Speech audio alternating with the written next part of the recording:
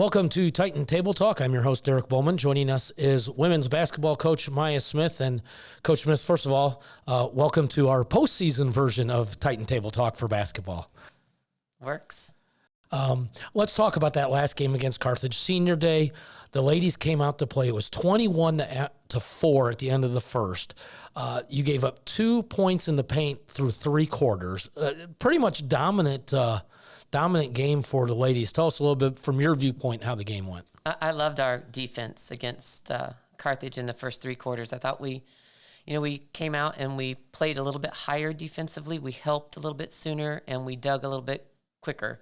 And I think all those things really transpired into a much better half-court defensive team. The team we think we should have had all season long showed up in the final game. Well, not the final game, final game of the regular season. We're hoping it shows up quite a few more times yet here as we get going. Just looking at some of the stats from the game, Lauren Huber, always amazing. Played only half the game, had 11 rebounds, 14 points. Sawyer White was right near that double-double with 8 rebounds and 9 points. Also in double figures, Kate Palmer with 13, Caitlin Heller with 10. More scoring, 8 points from Laura Malum, 6 from both 2 seniors, Kelly Carlson, Megan Moody. Just really spread the ball around. 27 buckets, 20 assists. Yeah, when I saw that stat and I came up to meet you after the game, that was really impressive. And that's the team we think we have, the team that can move the ball that aggressively and find the open look. And it's amazing how much you increase your field goal percentage when you deliver a pass on time and in the right place. Probably the assist that sticks out to me, it came off of defense, got a turnover. Sawyer White had the ball, was going down, had a defender on her and a second one chasing her. And Kate Palmer just stepped on the gas, came flying down the left-hand side. Perfect bounce pass right into her hands, up for a layup. Yep. It was really good. We love transition baskets to begin with, but that was a super play. And I'll tell you, the other one I liked was the backdoor cut from Megan Moody. Yes, that was a beautiful play also. I think Megan caught everybody sleeping on that and I don't even know who had the assist. It was so beautiful. I don't know if it was Caitlin Heller or Lauren Huber or who had that assist, but it was a beautiful cut. I don't think anybody saw her except for the one who fed her on that. Rebounding, out-rebounded also. I believe it was 47-40 on the boards. You've been doing that all year also. That's a positive going into the postseason. Definitely, Derek. And rebounding, increasing our rebounding wins. So there's always a rebound war, and you need to win that war. Doing so was a focal point for us this year, and actually we talked a lot about it last year after the season was over, is that we needed to rebound better. And the girls have absolutely done that. And our rebounding is coming from everybody, and that's what's important. Well, as I look forward to the tournament, you have Wheaton at Wheaton.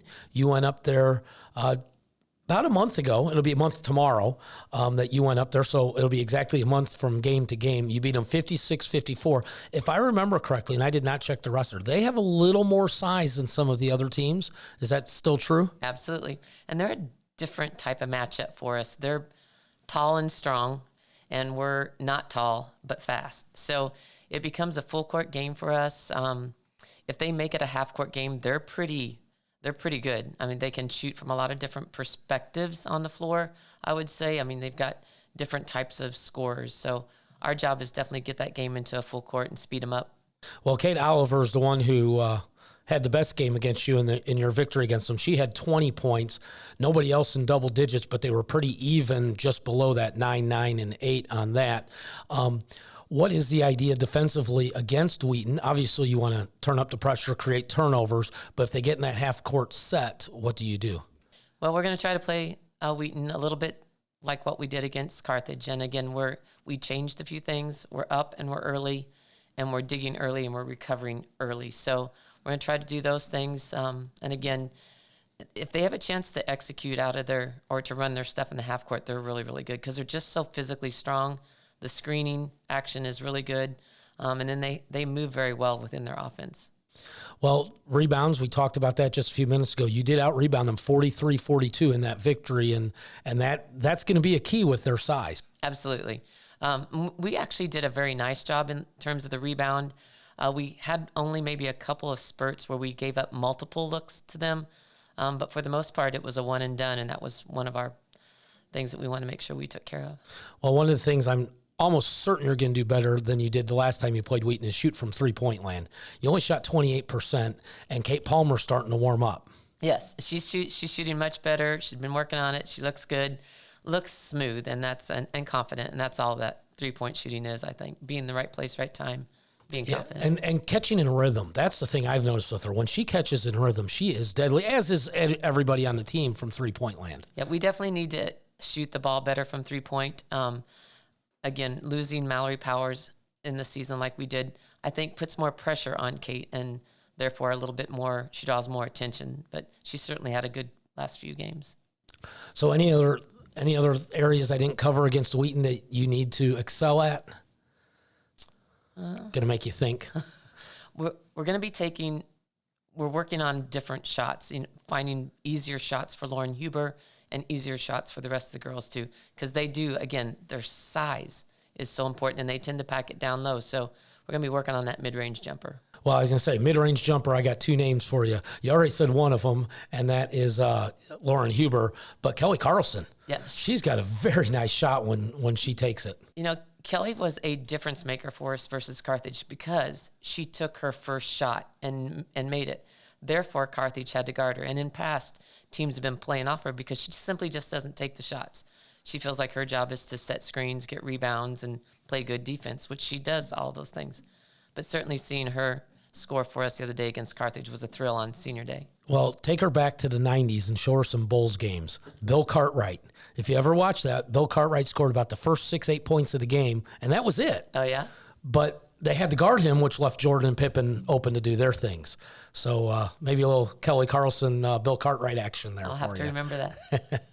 So now, as you get into the postseason, every game could be the last one.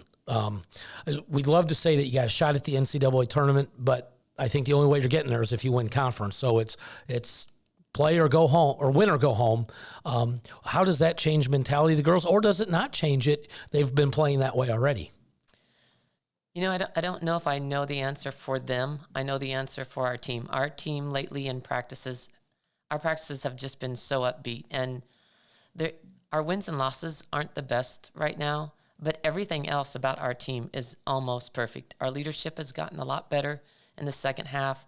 Our community service has been outstanding. Just the team aspects that are outside of drilling basketball and playing games is so good. It's been a really fun last 3 weeks.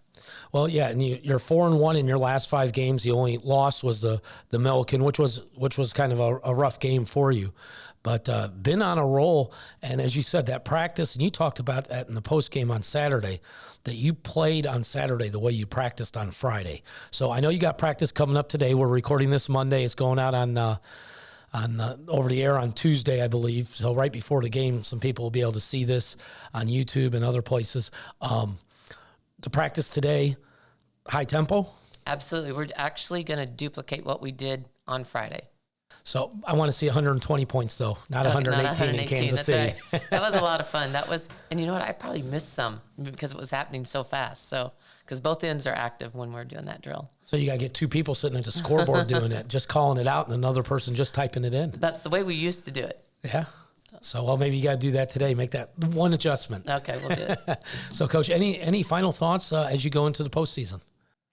Nope, just happy to be where we're at and thankful that we've survived our injuries a little bit. Still need to get a little bit healthier if we can, and I don't know if that's possible, but certainly we'll take it one day at a time. And today we are practicing so that we can practice again on Wednesday. That's our goal. Well, that's the idea, and hopefully you practice again later in the week so that you can win Friday and Saturday, and hopefully we're sitting here Monday saying, hey, you're in the NCAA tournament, where are we going? That would be great. So that would be a great. Coach, I appreciate you coming up all season. Hopefully we got one more conversation coming. Let's do it. That is Coach Maya Smith, women's basketball, on Titan Table Talk. I'm your host, Derek Bohlman.